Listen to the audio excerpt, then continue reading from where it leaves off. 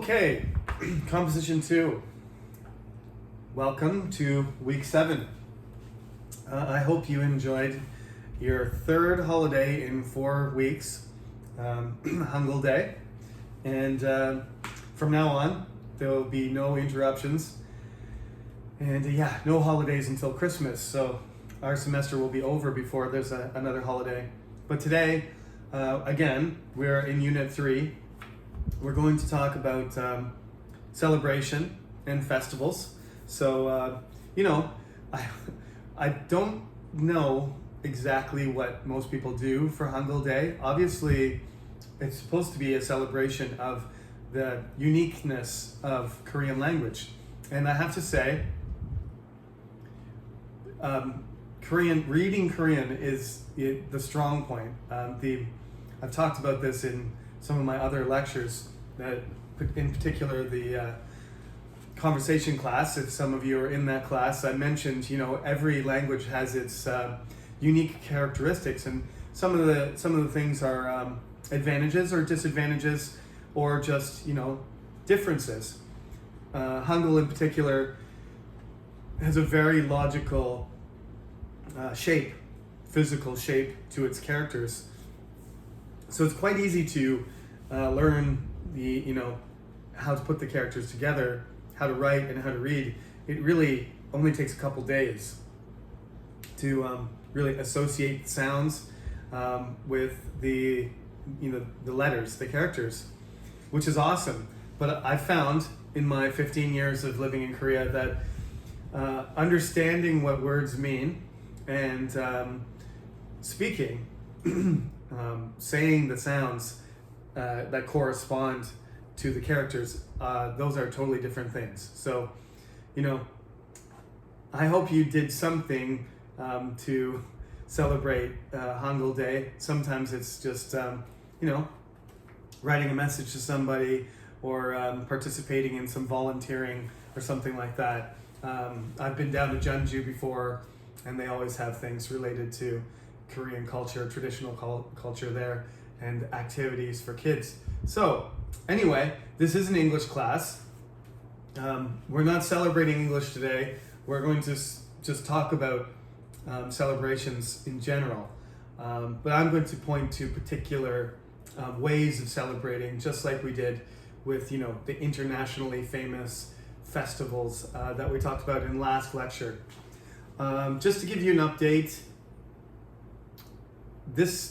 today, this lecture, whether you're a Thursday section or a Tuesday section, today you have to hand in your assignments, your first graded assignments, which is on the origin of foods. So I've been going through your homework. I have to say I'm very pleased with the level of effort. So I have some high expectations, to be honest, of what you're going to write and how well you're going to handle the assignments that I asked you to do. Only a few people haven't handed in their homework, which is great. 18 out of 18 in one class and 20 out of 22 in the other, and I think only one student didn't submit their homework in the third section. So you may be the most diligent group I've had in years, especially since the coronavirus started, because so one of the issues with doing online classes is people paying attention and handing in their homework, not taking it seriously, and then at the end of the semester saying, "Oh, why is my grade so low?" And the professor saying, "Well, you didn't hand in any of your work, so that's why." But so far, so good. I hope the other 3 or 4 or 5 students that didn't hand in their stuff out of the 60 that are in these sections, I hope you decide to do your homework, because 20% of your grade is based on your homework. So that's pretty significant. You don't want to lose all those marks. Anyway, as I said, there's no midterm in this class. I will be grading your response papers as they come in. And I told you I would, give you a week off in terms of homework, but I do want you to do a small homework assignment for next week, which will be due on week 8. I know you're going to be writing midterms, but I feel like if I don't give you something and I give you a couple weeks off, we will not have enough.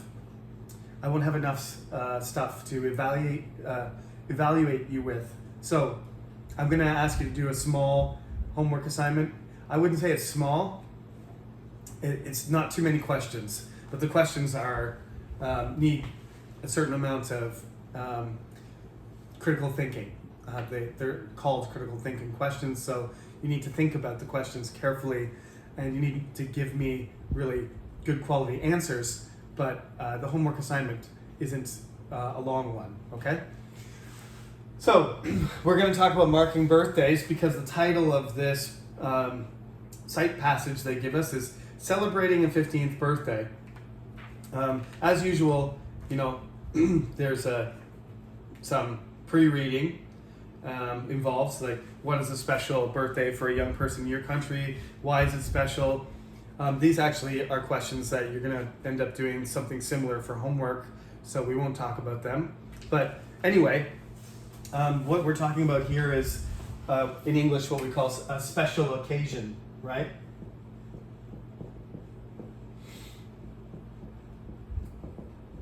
So it's an event in your life where you do something to, as I said, mark something happening. The most common one is every year goes by, you celebrate your birthday. As far as I know, most cultures every culture has their own way of marking it, but as time goes by, there is some way that they demonstrate. They have some sort of event, right, planned to mark that passage. It doesn't necessarily have to be exactly every year. Now we have global, the global culture where everybody sort of follows the January 1st calendar, but there were many ways of marking the passage of your life in different cultures. Korea is, as far as I know, unique in the way that they count their ages, and there is some discussion about whether Korea should just follow the international age system, because everybody else counts from the day that you were born. Your birthday, it literally means the day your mother gave birth to you, right? So you count your age from that day, which is to me very logical, but that's just because I grew up and that's the way I counted it. So of course it seems logical to me, but you could count your age from a certain date every year, as Koreans do. The beginning of the new year, you start counting your age from that date, and it corresponds also to when you were conceived. So normally, your Korean age is 1 year or 2 years ahead of your age from the date of your birth. Literally, in English, we call it your date of birth. So, you have a Korean age, which corresponds to the Korean New Year, and you also have a date of birth, which would be the age you use for international purposes. I was in favor of just getting rid of the Korean one, but I had a very serious argument with my wife. My wife is Korean. Not to get too personal here, but I have 2 children, and my children were confused. They were like, I'm always calling my son, I'm saying you're 7, and my wife is saying you're 8. And then my daughter is the same thing. She's 4 years old, but her Korean age is 5. So they're just like, well, what age am I, Dad? Am I 7 or 8? And I said, well, you're 7. The other age is not important. And my wife was insulted by that and said, well, you don't have respect for Korean culture. And that's not the case. I just wanted to simplify. I actually didn't know really how to answer this question to my children. So we had a pretty intense argument about that and whether or not it's important to preserve that. And I guess in a way, it's the same thing as, the natives in Mexico, the Mayan calendar, or lunar calendars in different cultures. Many of those counting systems or ways of marking events have disappeared, and whether you want to preserve them or not doesn't really have to do with logic, reason, or the consensus. It has to do with the particular tradition of that culture. So yeah, I've adjusted. When you want to talk about documents and passports and stuff, yeah, maybe you should use your date of birth. And when you're talking with Koreans and you know how to speak Hangul, then use the Korean age. I think you can do both. How many candles are supposed to be on the birthday cake? We always have an argument about that every birthday, because my Changmonim always wants one more candle on the birthday cake, but whatever. Those are small things. So anyway, it's not just about birthdays though. This article is about birthdays, but I want to also talk about just ways that, we mark different periods in our life. So here's another one. When we're talking about people in English, we have, when you're born, you're a baby, right? And at a certain point, it's not really, a hard point. It's not a fixed point in your life. You graduate and you become a toddler, right? And there's certain things that you have to be able to do before you become a toddler, and you sort of progress mentally and physically to the next level, right? So you get toddlers, you got babies, you got toddlers, and then you end up, you're a child, right? And then you at a certain point, you're going to become an adolescent. You're going to be a young person, and then after adolescence, you're going to become an adult. Okay, can you see that at the bottom? Good. It's in the screen. Now these are, I could just say, okay, from 0 to 2 years old, you're a baby, and 2 to 5, you're a toddler, and 5 to 13, you're a child, and then 13 to 18, you're an adolescent, and then 18 plus, you're an adult. But as you know, everybody, develops actually at a little bit different pace, and we mark these things as sort of milestones, which is actually something that the Romans did in Western culture thousands of years ago, that every mile of the road, they put a stone there to mark it, to see how far you had left Rome, like how far you were from the beginning of the road. And we still use that expression, you reach in your life, you reach these milestones. And some people reach them early, some people reach them, is this on time? Like when you turn 2 years old, can you say 100 words? Or can you count to 10? Or can you run down the street? When you turn 5 or turn 6 and you're a child, can you ride a bicycle? Is that how you measure whether somebody has, gotten to the next level? These are just, arbitrary points. In general, there's a sort of average where everybody goes to the next level. In every culture, it's a little bit different. It's also perception. One of the things I find personally that as a parent, but as a teacher, as a professor, as a parent, all these things, they're part of who I am, and I'm also Canadian, as you know, I've mentioned. So I'm living in Korea, and it seems to me every parent, and every family, every society is really concerned about milestones, right? That's normal, but it seems in particular that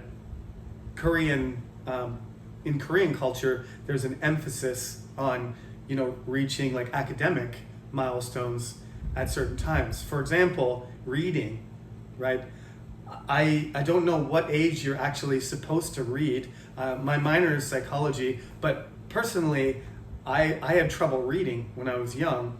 So I was in grade 1, and my teacher I took my books home for homework just like everyone else, and I looked at the words and the pictures, but basically I didn't learn how to read the individual words. I just looked at the picture and memorized what had been read in class or certain words. I couldn't read new words. I could only read words that I knew, that I had memorized. And my teacher was what was her name? Mrs. Branch. Her name was Mrs. Branch.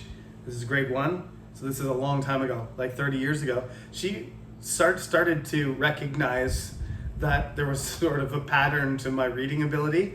And so like she gave me a new book, and I was unable to read any of the words I was unfamiliar with. So she knew that I didn't learn phonetics. I just memorized each word. So I memorized what words looked like, so I could read like there or from or bean or hello. But if there was a word that I'd never seen before, right? Like brown, if I had never seen the word brown, I couldn't be like brown. I couldn't do that. And so she told my mother. My mother's like, "Oh, really? Oh my God, I thought he could read, but I couldn't."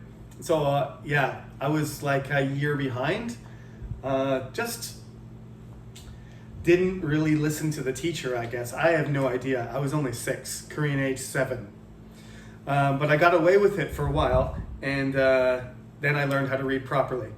Rapidly, though, I caught up to my classmates, and by the time I was in grade 3, I was reading huge books like Lord of the Rings, The Hobbit, the Chronicles of Narnia, mostly fantasy books, to be fair, which not necessarily the most intellectual books, but those books are classic fantasy. So I read those first, and then I got into the less of the high fantasy stuff and more of the trashy pop fantasy when I was in middle school. But I read way more than my classmates. I became addicted to reading, and I'm a very fast reader. I'm a very good reader, but I hit that milestone a year late. My classmates were ahead of me, and if I was in Korea, if I had been a Korean kid, I was shocked to see Korean kids reading in kindergarten. Not even senior kindergarten, but these Korean kids reading when they're 4 years old. I was 6, Korean age 5 or whatever, really early reading skills, and then so I talked to some Korean parents, and international parents too, like me, people from other countries, and they're like, "Oh, my son can't read, and he's he's 5 years old." And I'm like, that's not a big deal. I was almost 7 when I learned how to read. I know other people who read late too, and they're really good at reading, just like me. And I'm an English literature professor, for God's sake. I've read more books than most people. So real milestones are exact, but actually human milestones and development are flexible. And you need to be aware of that. Everybody develops at their own pace. When you get to the point that you're 19 or 20 years old and you're taking writing class and it's your second language, it takes a lot of effort, and it takes a lot of concentration to improve your writing. Just to give you a small piece of motivation. Again, my essay writing skills when I was in high school were pretty weak, and I wasn't a very good writer, to be honest. When I started high school, it wasn't until I finished high school, after years of having good teaching. I was fortunate to have good English teachers that when I was a senior, I won the prize for the highest score, the highest grade in English in my grade. I was the best English student at the end, but not surprisingly, I guess, in retrospect, it seems surprising. When I was in my first year of high school, I was good at English, but not great. But by the time I was a senior, I was the best student in my school. I was good at math, in my first year of high school. Now I'm terrible at math, so you never know. Anyway, this is the theme for the class today. Not just birthdays celebrated with as much pink as possible. That's this chapter always. Whenever I get to this chapter and I look at this page, it's just overwhelmingly pink, like in your face, as much pink as possible. I want to talk about that too, because you need to be descriptive, and we talked about critical thinking, right? Why is that color so important? My daughter is 4 years old, and she always wants pink everything, and I always wonder to myself, is it because she really loves the color pink, or is it because girls are supposed to like pink and boys are supposed to like blue? Personally, I'm not a big fan of the color pink. I like green and blue. Is that because I'm a guy? I actually don't know. I have no idea. My eyes are kind of greenish color, but that has nothing to do with what color I like. But you'll find that, girls are way more likely to say they like the color pink, whereas boys are much more likely to not say pink, but say blue or green, but particularly blue and pink, because that's, from even before you're born. In American culture these days, there's these reveal parties where, they open a box and the box explodes and then blue balloons fly out or blue smoke. That means it's a boy, right? And if pink balloons fly out of the box, these are actually dangerous. Sometimes people get hurt doing these things. It's pretty stupid, kind of. But anyway, that, they don't know the gender of the boy. It's called a gender reveal party. And then they do this thing where they open a box or something explodes or something shoots out of a hose or whatever. There's confetti, and the color signifies the gender of the child. And it's something to think about, why we associate these colors and why we get so fixated on them. But this is in particular an example of a cultural phenomenon, an event marking basically when a girl becomes a woman.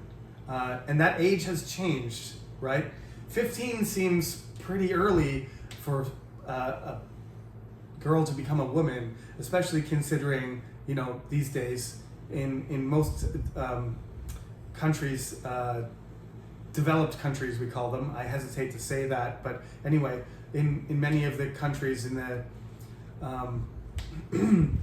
the wealthier countries, the age that we get married is being farther and farther advanced. So, women get married when they're 28, not when they're 15. Not that they did in the past either. That's kind of a misunderstanding. People who were upper class rarely got married when they were young, unless they were like a princess who was promised, to a prince, from another country or something like that. And they might, be promised when they're 13 and then actually, get married when they were 18 or something like that.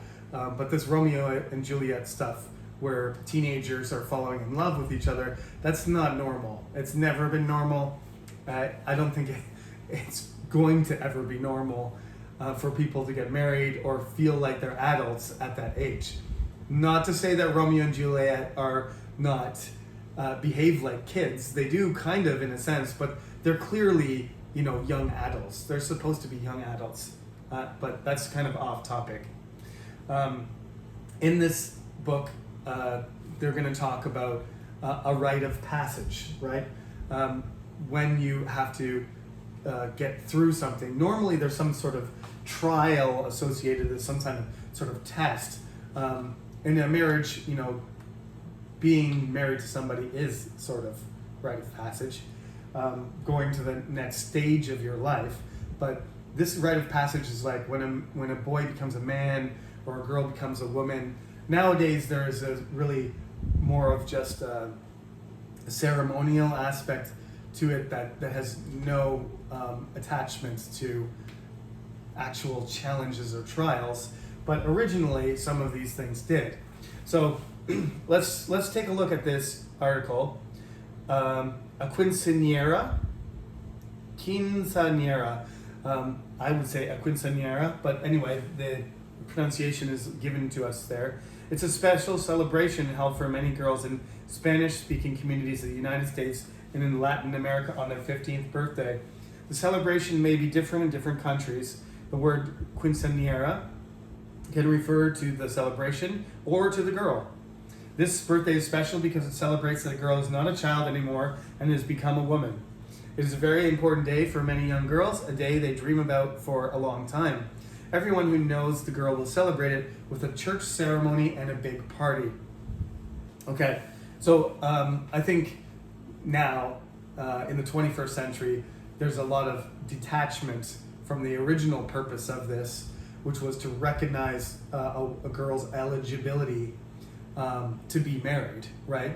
Her progress from her achievements growing up, she's healthy and she's possibly ready to participate in adult life, which would include, in most patriarchal societies, where it's a male-dominated society, this would make her eligible to be married to the best match possible. That's what it's marking. But nowadays, it's really not about that. When you're 15, you're not going to get married anytime soon. In Korea, you'd probably have like half your life to go. You'd get married when you're 30. So like if you celebrate being a woman when you're 15, you got to go through 15 more years before you actually get married, right? I got married when I was 30, and my wife is a couple of years younger than me. My sister-in-law just got married last year, and she's in her mid-30s. So if you were a Korean girl celebrating your eligibility to get married when you're 15, you don't get married till you're 35. You got 20 years to go. It's kind of a ridiculous thing, but that's not what it's about anymore. Now it's just it's a kind of a cultural tradition that's maintained. It's kind of like the Sweet 16. Anglo-Americans or Canadians who are not, connected to the Latin culture, Spanish culture, we usually mark, a girl becoming mature when she's 16. And what would you do for that? Well, Northern Europeans are less, they're not Catholic, so they're less likely to do some sort of church ceremony unless it's related to marriage itself. So it's just going to be something like, if your parents are rich, then they buy you a car because you're 16 years old, so you can get your driver's license, your graduated license, or your 365. So in Canada or America, you can drive. And so your parents might buy you if they wanted to be consistent with the paint color, they might buy you a pink sports car. Heaven forbid you saw somebody actually driving a pink sports car. I've never seen one. But anyway, these are the kind of things that get associated. If you see this group of girls here, it does look like they're dressed up like princesses.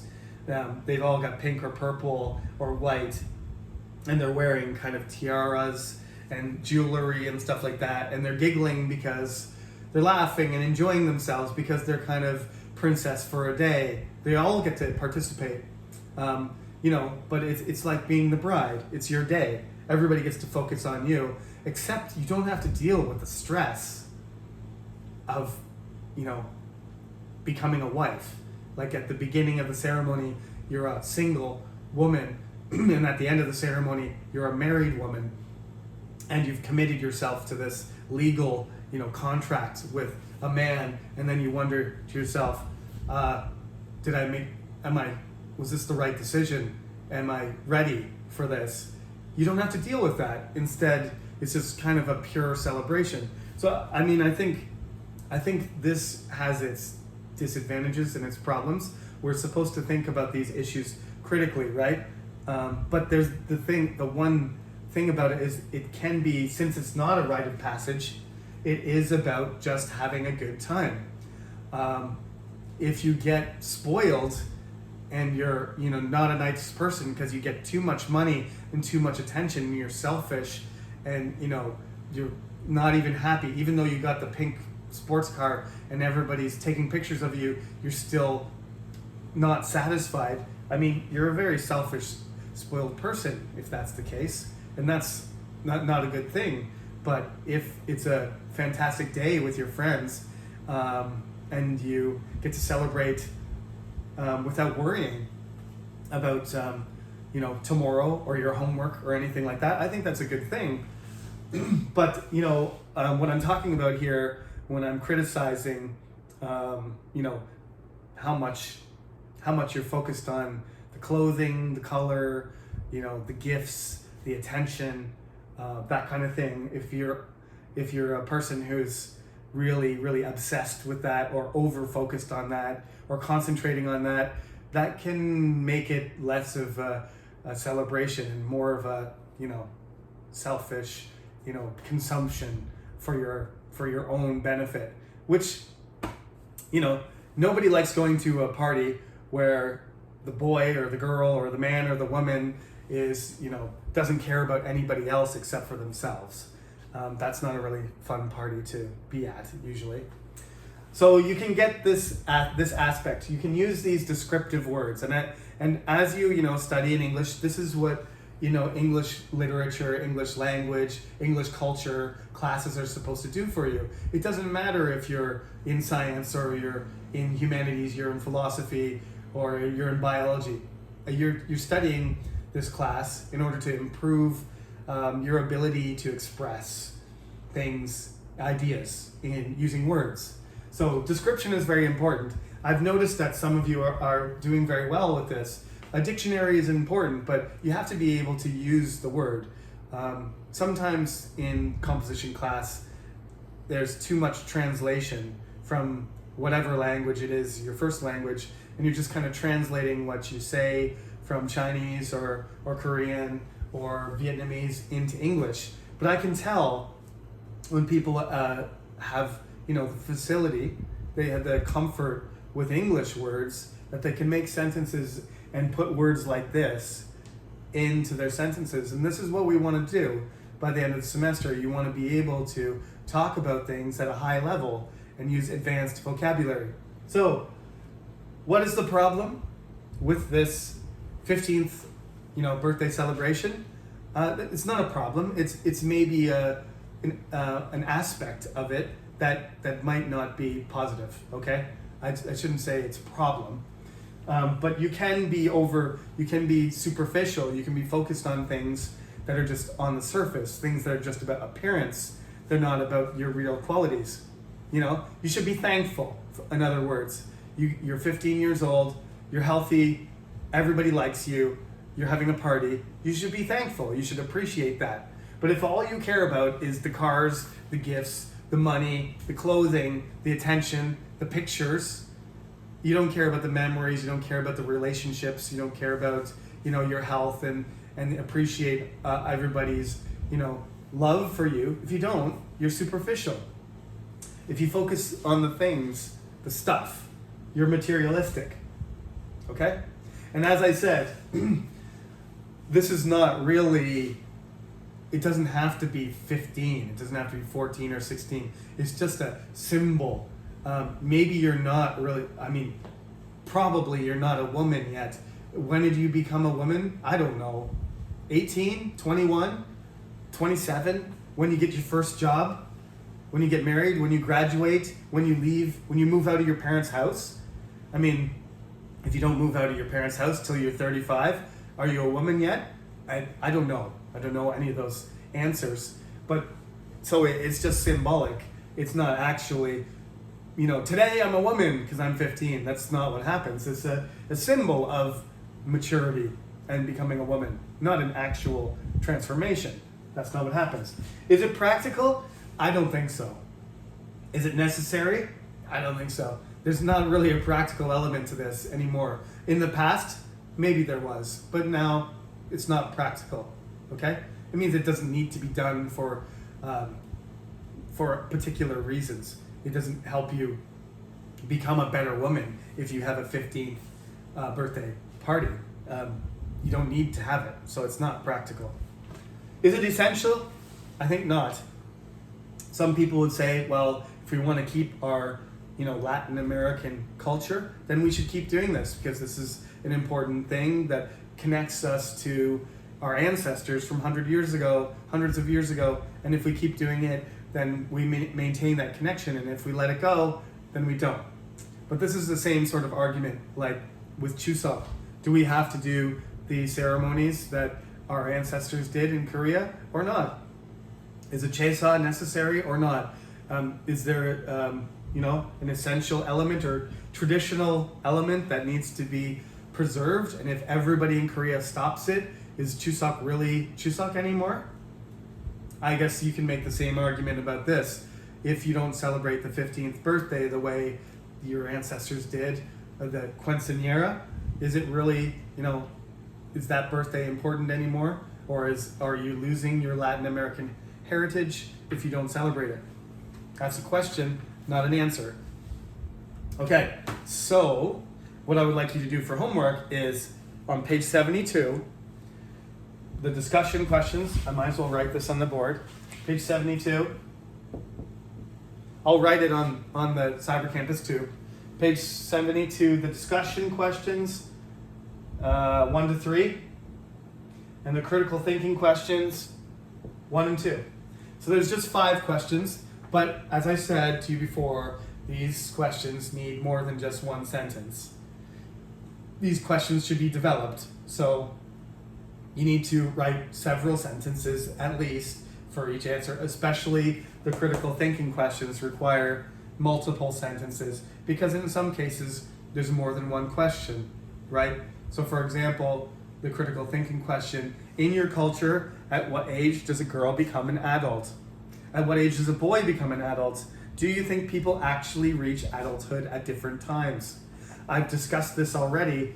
You have to be critical about your own culture and your own thinking and your own, perception of adulthood and childhood and women and men, and you need to tell me what you think. It's called critical thinking. And that's it. That's it for today. So I hope you enjoyed this discussion and that you can, give me what your thoughts through your homework. Please hand in the response paper, that's very important, and do this homework for next week, okay? Thank you very much. Good luck on your midterms, and as you know, you don't have to worry about the midterm in this class because there isn't one. Okay, take care, see you next week.